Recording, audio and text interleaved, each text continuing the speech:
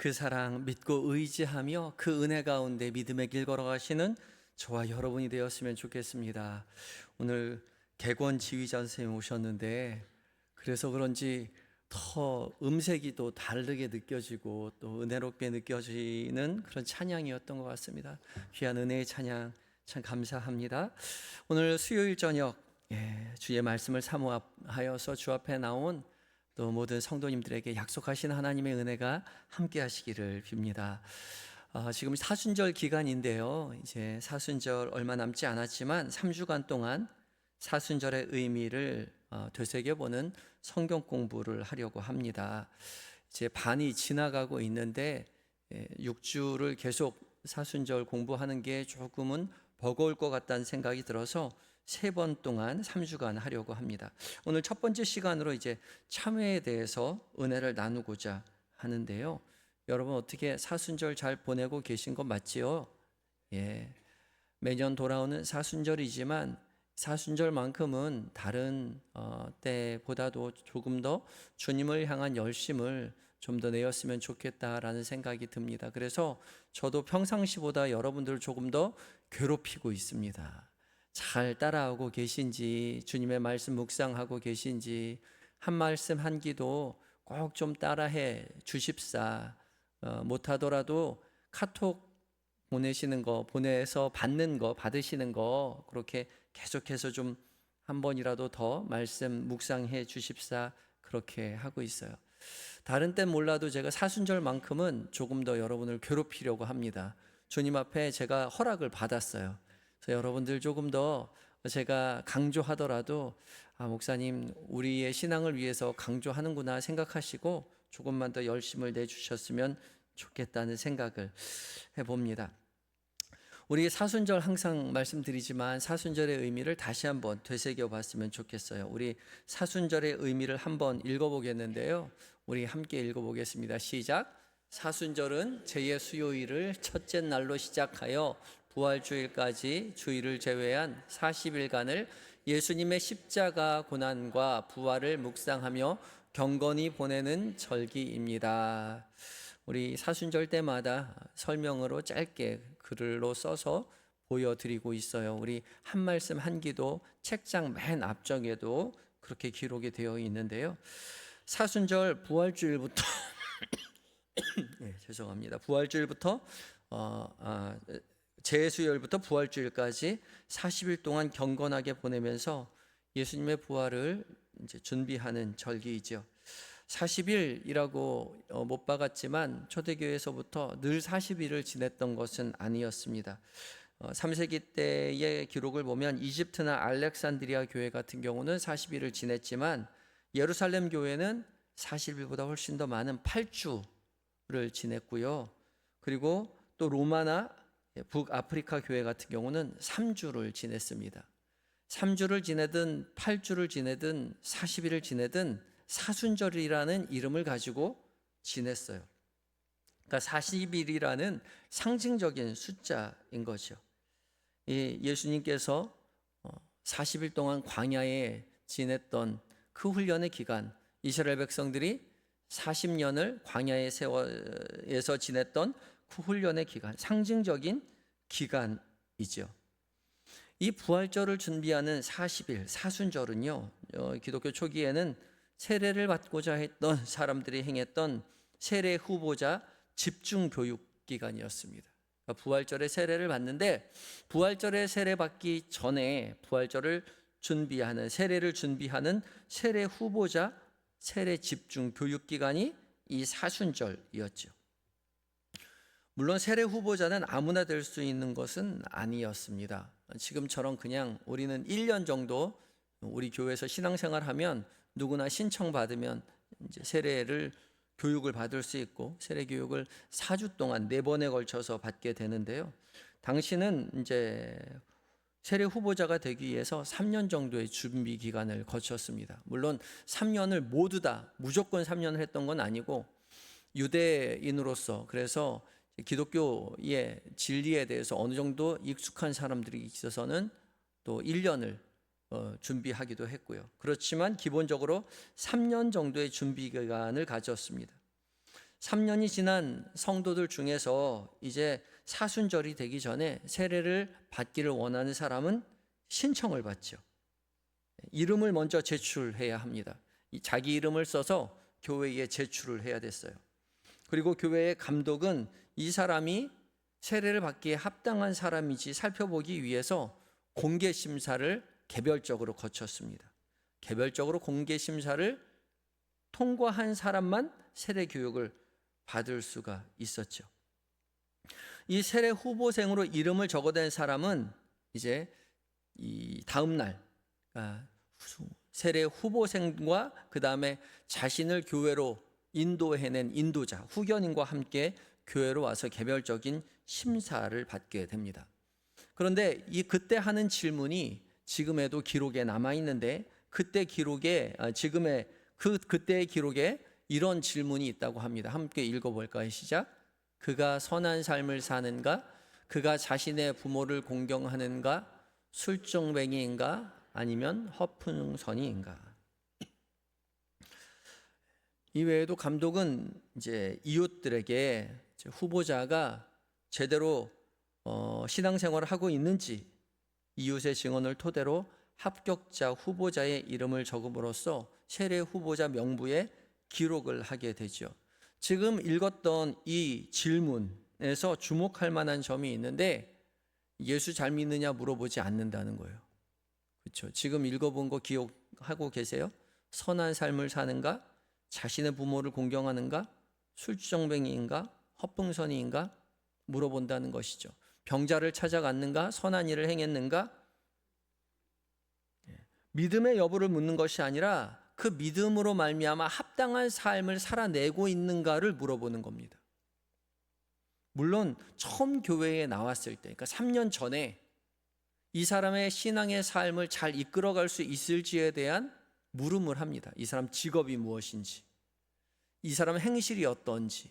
그래서 이 사람이 예수를 믿는 데에 합당하지 않은 직업을 가지고 있다면 그 직업을 끊든지 아니면 교회에서 받아주지 않았습니다. 행실이 합당하지 않으면 물론 교회에서 받지 않았죠.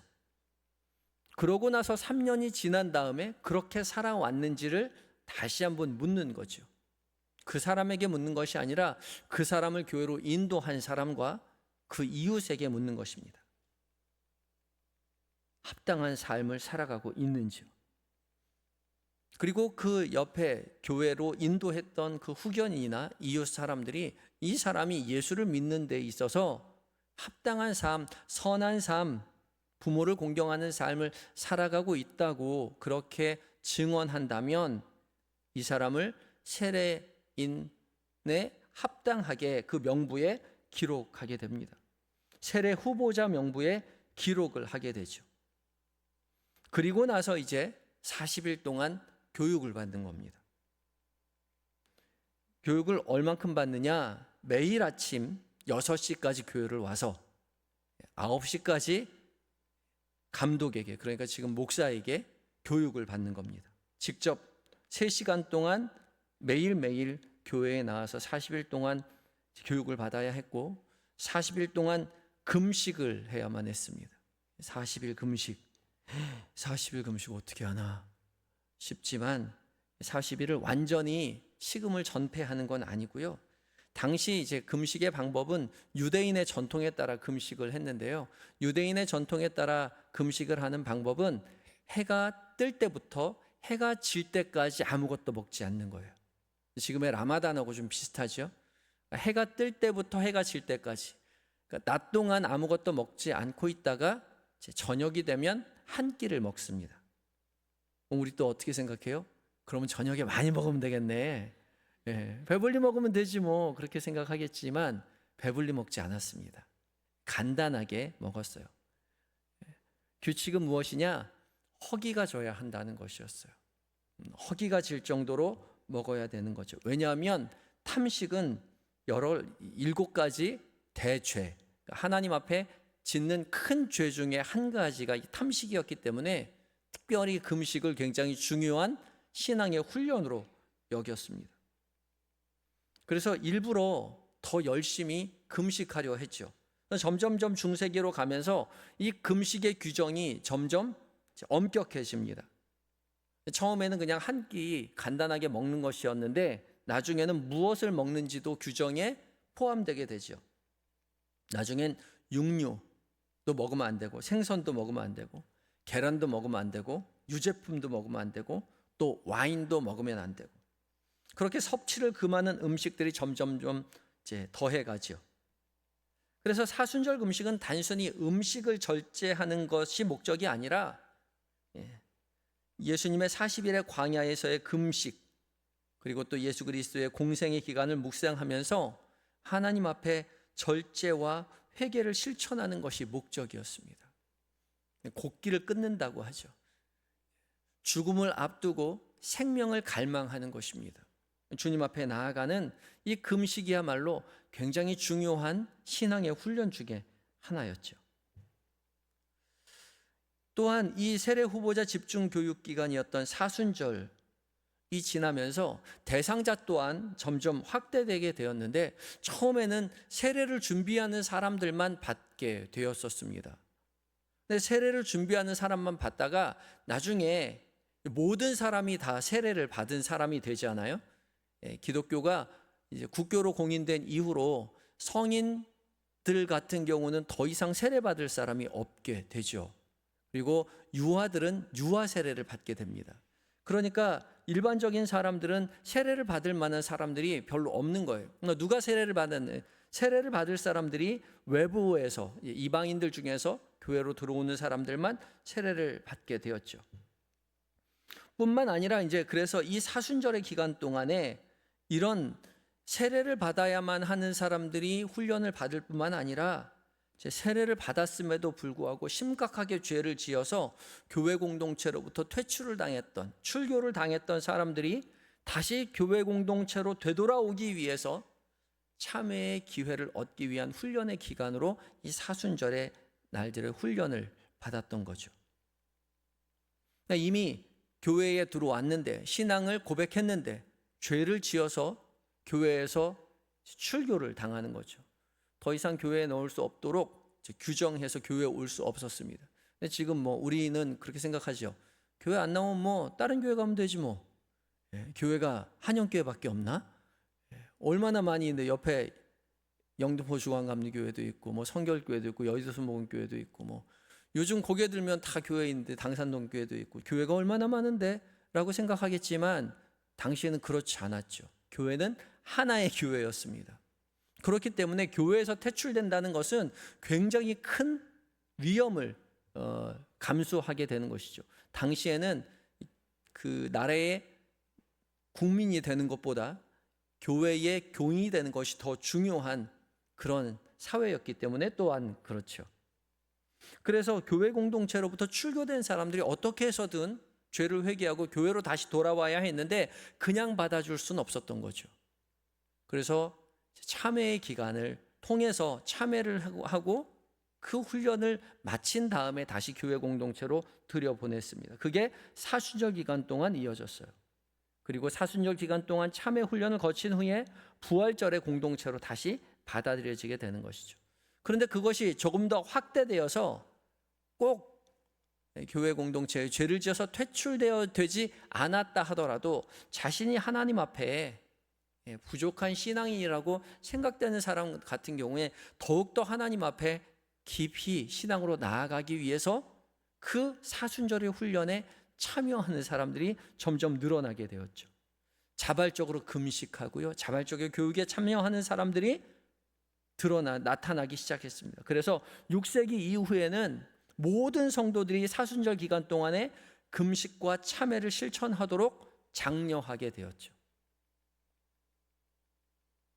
그래서 그 이후로는 사순절은 단순히 죄를 지은 사람들이 금식하는 그리고 훈련받는 형태가 아니라 성도라면 누구나 사순절의 기간 동안 신앙을 훈련하는 교육을 위한 시간으로 발전하게 됩니다.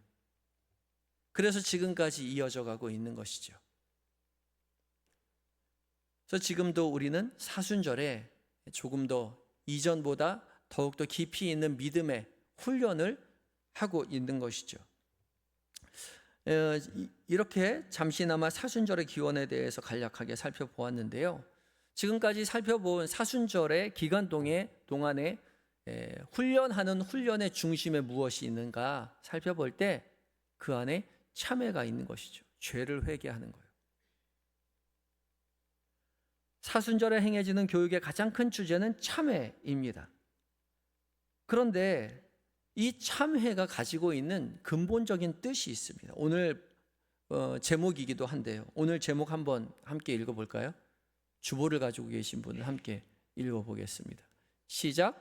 주께로 돌아오다 참회. 참회가 무엇이냐? 주께로 돌아오는 거죠. 참회는 그저 내 죄를 고백하는 것이 참회가 아니라 주님께로 돌아오는 것이 참회라는 겁니다. 참회는 슈브, 히브리어 슈브인데 슈브는 돌아오다라는 뜻이라고 제가 매번 말씀드리죠. 하나님께로부터 멀리 떠났던 인생이 하나님께로 돌아오는 것이 참회입니다. 헬라어도 마찬가지예요. 메타노이아. 메타는 체인지, 바꾼다는 것이죠. 방향을 바꾸는 것입니다. 그리고 메이아는 누스, 노이아는 누스, 마음이라는 뜻인데 마음을 변화시키는 것이죠. 마음을 바꾸는 것, 하나님께로 바꾸는 것, 단순히 생각을 바꾸는 것이 아니라 하나님께로 되돌아가기로 마음을 바꾸는 것이 참회죠. 그런 면에서 성경이 말하는 죄라는 단어 역시 다시 한번 살펴볼 필요가 있습니다. 우리는 죄 그러면 도덕적이고 윤리적인 죄를 생각하지만 죄는 히브리어로 하타인데요. 하타는 빗나간 화살이라는 뜻입니다. 관역을 빗나간다는 뜻이에요. 헬라어 하말티아도 마찬가지입니다. 화살이 빗나갔다는 거예요. 관역을 맞춰야 되는 화살이 관역으로부터 빗나갔다는 거죠. 하나님을 향해야 하는 인간이 하나님을 향하지 않고 다른 곳으로 벗어나는 것이 죄라는 거죠. 그리고 다시 하나님께로 되돌아오는 것이 참회인 것이죠. 그런 면에서 오늘 함께 읽은 시편 51편은 대표적인 참회의 시라고 말할 수 있죠. 참회의 본질이 무엇인지를 말해주는 것이 오늘의 말씀입니다. 오늘 함께 읽은 시편 51편은 이제 다윗이 밧세바를 범한 후에 나단 선지자의 책망을 듣고 하나님 앞에 무릎으로 눈물로 회개하며 지은 시이지요. 다윗은 단순히 회개한 것이 아니라 하나님 앞에서 철저하게 돌아오는 모습을 보여주고 있죠. 오늘 13절까지 읽었는데 그 중에 1절부터 2절까지의 말씀은 다윗은 하나님의 성품을 먼저 언급하며 참회하고 있습니다. 1절 말씀을 함께 읽어보겠습니다. 1절입니다. 시작.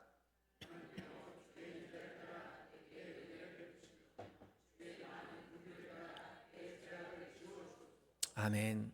주의 인자를 따라 내게 은혜를 베푸시며 주의 많은 긍휼을 따라 내 죄악을 지워 주소서. 그렇게 고백합니다. 두 가지 하나님의 성품을 언급하고 있는데요. 첫 번째는 인자, 두 번째는 긍휼이죠. 첫 번째 하나님의 인자하심입니다. 이 인자하심은 헤세드인데요. 헤세드는 다함이 없는 하나님의 사랑을 말하는 거죠. 끝이 없는 변함이 없는 하나님의 사랑이 헤세드입니다. 하나님의 사랑은 변하지 않아요.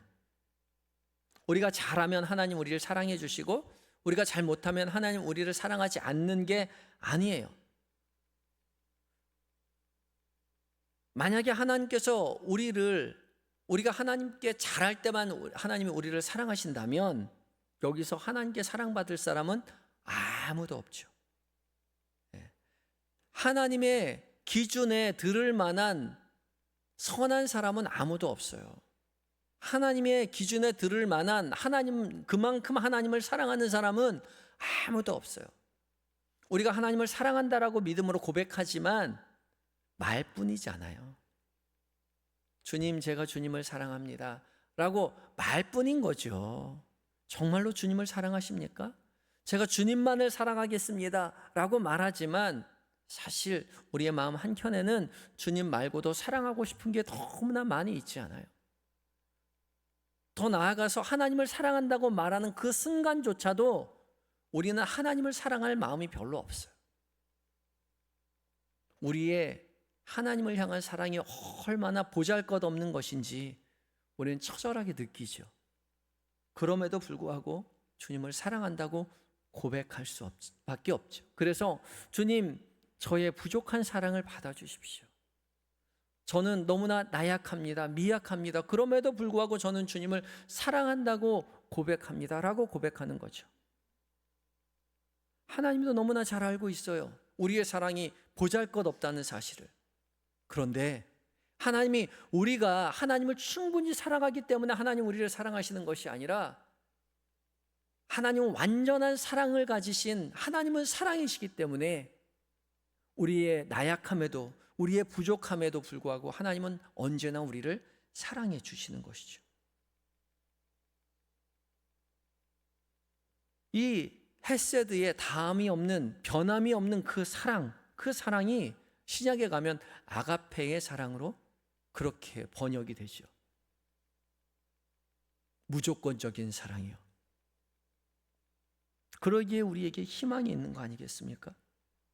우리는 늘 부족하지만 하나님 앞에 거짓말로 사랑을 맹세하지만 그럼에도 불구하고 그 사랑을 받아주시고 변함없는 사랑으로 우리를 품어주시는 그 주님이심을 믿음으로 고백하며 다윗이 주의 인자하심을 따라 내게 은혜를 베풀어 달라고 그렇게 고백하는 거죠. 또한 두 번째 다윗은 주의 많은 긍휼을 따라 내 죄악을 지워달라고 말합니다. 긍휼이요. 긍휼은 히브리어로 라함인데요. 이 라함은 여자의 자궁, 여자의 태를 의미하는 단어와 같은 어원을 가지고 있습니다. 그러니까 긍휼은 그저 조금 불쌍히 여기는 것이 아니라 어머니가 자녀를 품는 것 같이 그런 깊은 연민과 동정심으로 긍휼히 여기는 마음을 가지고 있는 거죠. 이사야서 49장 15절 말씀을 함께 읽어봅니다. 시작. 여인이 어찌 그 젖먹는 자식을 잊겠으며 자기 태에서 난 아들을 긍휼히 여기지 않겠느냐. 그들은 혹시 잊을지라도 나는 너를 잊지 아니할 것이라. 여인이 젖먹는 자식을, 젖먹이 아기를 어떻게 잊겠으며 자기 태에서, 이 긍휼을이라는 단어와 같은 어원을 가지고 있는 태에서 난 그 아들 어떻게 긍휼히 여기지 않겠느냐, 그렇게 말씀하세요. 긍휼히 여기지 않을 수 없지요. 내 배에서 난 아이인데 어떻게 긍휼히 여기지 않을 수 있겠어요. 그런데 혹시라도 그 여인이 자신의 배에서 난 그 아이를 긍휼히 여기지 않을지라도, 잊을지라도 나는 너희를 잊지 않겠다. 젖먹이 아이를 사랑하는, 긍휼히 여기는 부모의 심정보다 훨씬 더 큰 그 긍휼의 심정이 하나님의 긍휼하심이라고 그렇게 우리에게 말씀하고 계시는 거죠. 이 라함의 긍휼함이 신약에 가면 스플랑크니조마이라는 단어로 번역이 되는데, 이 스플랑크니조마이는 내장으로부터 나온다는 뜻입니다. 하나님이 치근히 여기셨다, 예수님께서 그들을 불쌍히 여기셨다, 치근히 여기셨다라고 번역할 때 이 단어를 써요. 이 단어가 대표적으로 쓰여져 있는 성경 기록이 누가복음 15장 20절의 말씀입니다. 함께 읽어볼까요? 시작. 이에 일어나서 아버지께로 돌아가니라. 아직도 거리가 먼데 아버지가 그를 보고 치근히 여겨 달려가 목을 안고 입을 맞추니. 탕자의 비유에서 나온 거잖아요. 탕자가 자신의 유산을 먼저 주십시오라고 아버지에게 가서 말하죠. 그 말은 아버지 빨리 죽으라는 얘기하고 똑같은 거죠. 당시 아버지가 죽어야만 유산을 나눠줄 수 있는 형편이었는데, 아버지에게 유산을 달라는 둘째의 말은 아버지 보고 빨리 죽으라는 말과 동일하게 들린다라고 이때 당시 팔레스타인 그때 당시의 환경에서는 그렇게 이해하고 들을 수밖에 없는 말입니다. 그런데도 아버지는 아들에게 자신의 유산의 몫을 나누어 주지요. 그리고 그거 가지고 허랑방탕해서 다 탕진하고 없습니다. 쥐엄나무 열매를 먹고 너무 고생하는 그 둘째 아들이 아버지께로 돌아가 거기서 종로로 타겠다라고 마음을 먹고 집으로 돌아가기로 다짐하고 집으로 돌아가죠. 아직도 거리가 먼데 아버지는 자신의 아들을 그냥 멀리서 봐도 단번에 알아차리는 거죠. 아버지가 우연히 보았을까요? 아니요. 아버지는 매일매일 아들을 기다리며 그 자리에 서 있었을 것입니다. 멀리 있는 그 아들, 아버지가 보고 측은히 여겨 불쌍히 여겨 달려가 목을 안고 입을 맞추었습니다. 내장으로부터 끌어나오는 그 긍휼함, 그 긍휼이 하나님의 긍휼이요 예수 그리스도의 십자가의 희생이라고 말씀하고 계시는 거죠. 우리가 아직 죄인 되었을 때에 예수 그리스도의 십자가의 희생으로 하나님의 우리를 향한 아버지의 사랑을 확증하셨습니다. 이 인자하심과 이 긍휼하심에 따라 우리가 사순절 참회의 길을 걸어가는 거죠. 우리는 사순절 기간 동안 주님 앞에 참회하지만 우리가 참회를 잘 하기 때문에 주님께서 우리를 칭찬해 주시고 용서해 주시는 것이 아니라 아이의 태레에서 나오는 어머니의 그 사랑함, 또 내장으로부터 끓어오르는 그 아버지의 그 긍휼한 마음, 그 마음을 가지신 그것보다 더 크신 하나님의 인자하심과 긍휼하심 속에서 우리를 믿음으로 이끌어 주신다는 것이죠. 그래서 사순절에 드리는 우리의 회개와 용서는 우리의 행위가 아니라 오직 예수 그리스도의 완전한 사랑에 달려 있는 거죠. 우리가 열심히 회개하고 금식했기 때문에 우리 죄가 용서받는 것이 아니라 우리의 참회는 여전히 영원하신, 다함이 없으신, 변함이 없으신 하나님의 인자하심과 긍휼하심 앞에 달려 있음을 믿음으로 고백하며 이 길 걸어가는 거죠. 이어지는 3절부터 9절까지의 말씀은 그런 인자하시고 긍휼하신 하나님 앞에서 다윗이 나아가 드디어 이제 자신의 죄를 고백하는 모습을 보여주고 있습니다. 3절 말씀 함께 읽어봅니다. 3절이요. 시작.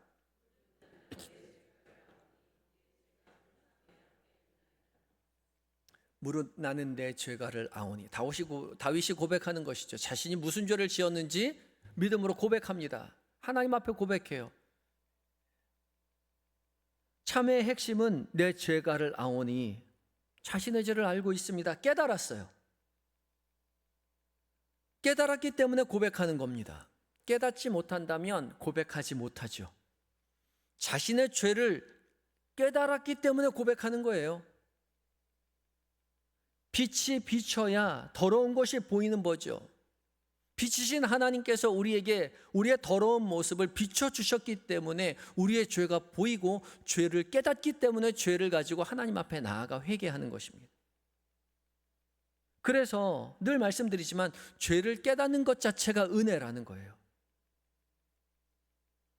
죄를 깨닫는 것 자체가 은혜라는 사실을 우린 기억해야 합니다. 그래서 죄를 깨닫는 그 순간 좌절할 것이 아니라 감사해야 하는 거죠. 왜요? 주께서 빛 비추어 주셨기 때문에, 주께서 내 죄를 깨닫게 해주셨기 때문에 감사해야 하는 겁니다. 빛이신 주님을 바라볼 때 우리는 늘 우리의 죄가 보이죠. 그러나 빛이신 주님 앞에서 우리가 뒤를 돌아서면 우리의 죄가 보이지 않고 누구의 죄가 보인다고요? 다른 사람의 죄가 보인다고요. 하나님의 빛이 다른 사람을 비추는 그 빛 가운데 다른 사람에게 묻은 오염된 그 죄가 보여요. 그래서 우리는 자신이 회개하는 것이 아니라 남을 지적하죠. 남을 정죄합니다. 저 사람이 저런 죄를 지었다고. 저럼에도 불구하고 어떻게 저 사람이 목사라고 할 수 있고 권사라고 할 수 있고 집사라고 할 수 있고 저런 사람이 어떻게 교회 다니냐고 그 손가락질할 수 있어요. 왜요? 내가 주님을 뒤돌아서 있기 때문에 그렇습니다. 내 죄가 안 보이고 그 사람의 죄만 보이는 거죠. 그때 어떻게 해야 된다고요? 돌아서야 된다고요. 참회해야 한다고요. 주님께로 돌아서야 된다고요. 주님께 돌아설 때 그 사람의 죄가 보이지 않고 주님 앞에 서서 내 죄가 보이는 거죠. 비로소 나는 회개할 수 있습니다. 회개가 은혜예요. 주님을 향해 서서 내 죄를 깨닫게 되고 내 죄를 주님 앞에 아뢰을 때에 우리가 주님 앞에 고백하는 것이 있습니다. 바로 내 죄가 항상 내 앞에 있나이다. 다윗의 고백이기도 하죠. 함께 읽어볼까요? 시작. 내 죄가 항상 내 앞에 있나이다. 우리가 항상 하나님 앞에 설 때에 항상 그 죄가 내 앞에 보인다고요. 그러니까 죄가 보이는 것은 주님 앞에 서 있는 표징인데 가끔 죄가 보이는 것이 아니라 항상 있어요. 어찌하면 내가 죄에서 해방될 수 있을까? 우리가 항상 죄 앞에 머물러 있을 때 좌절할 것 같지만 아니요, 그렇지 않습니다. 오히려 주님 앞에 감사하게 되죠.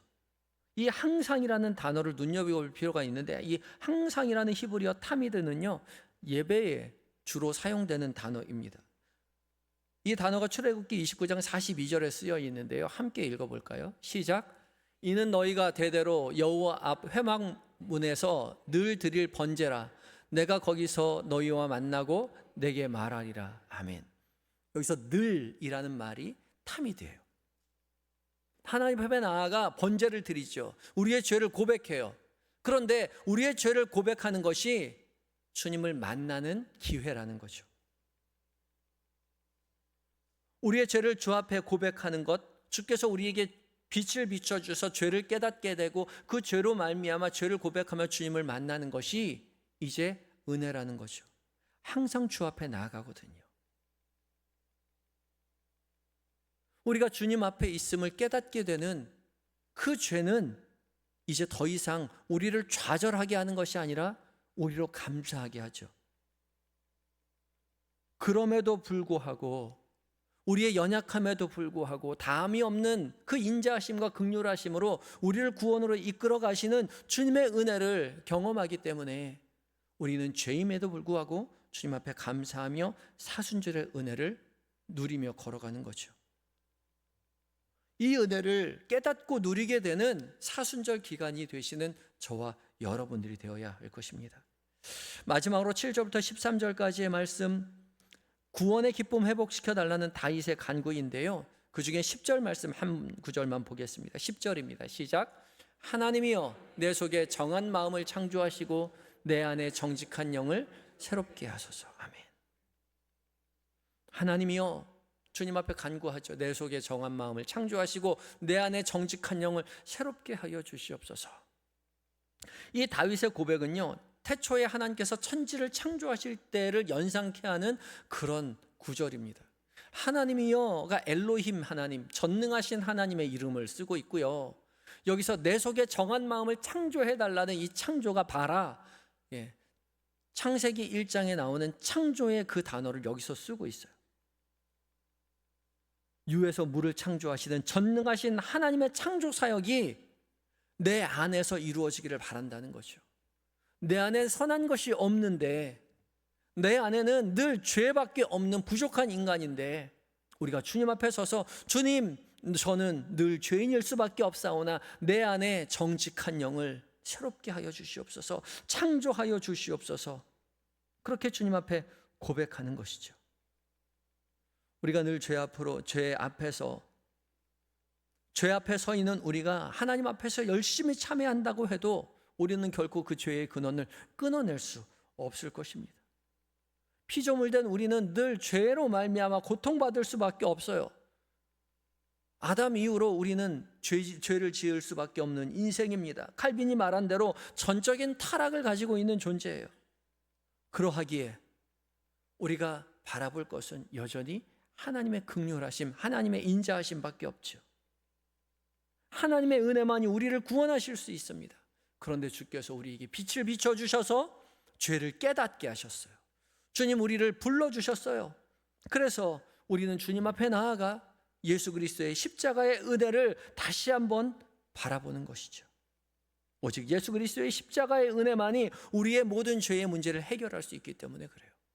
우리가 죄를 고백하고 주께 죄를 용서받아서가 아니라 우리가 주 앞에 고백하는 이 죄뿐만 아니라 우리의 과거의 죄, 현재의 죄, 미래의 죄, 우리의 피조물로서 연약한 그 모든 죄성을 예수 그리스도의 십자가의 은혜로 말미암아 다 탕감받고 주님 안에서 새 사람이 되었음을 믿음으로 고백하는 것이죠. 그 고백의 은혜가 사순절 기간 동안에 우리에게 주어져 있습니다.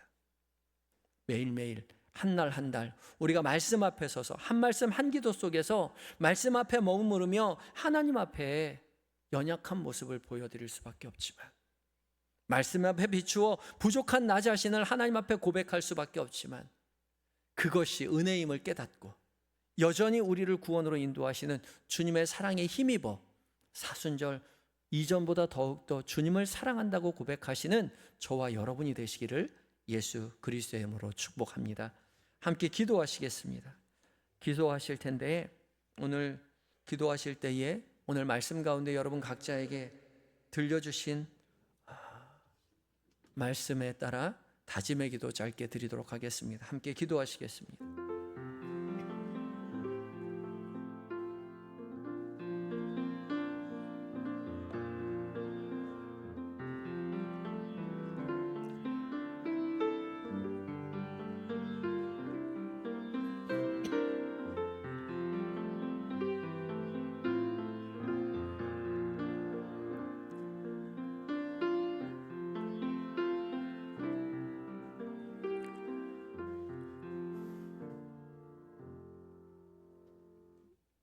사랑의 하나님, 주님의 변함없는 그 인자하심과 긍휼하심에 힘입어 오늘도 우리가 주님 앞에 섭니다. 우리는 여전히 부족하지만 죄인이지만 그럼에도 불구하고 빛 비추어 그 죄를 깨닫게 하시는 주님 앞에 감사하며 믿음을 고백하며 더욱더 주님을 사랑한다고 하루 한 날 한 날 그 사랑을 더욱더 깊이 고백하는 사순절 기간이 될 수 있도록 주님 은혜를 더하여 주시옵소서. 그렇게 은혜로 역사하실 주님을 기대하오며 예수님의 거룩하신 이름으로 기도드립니다. 아멘.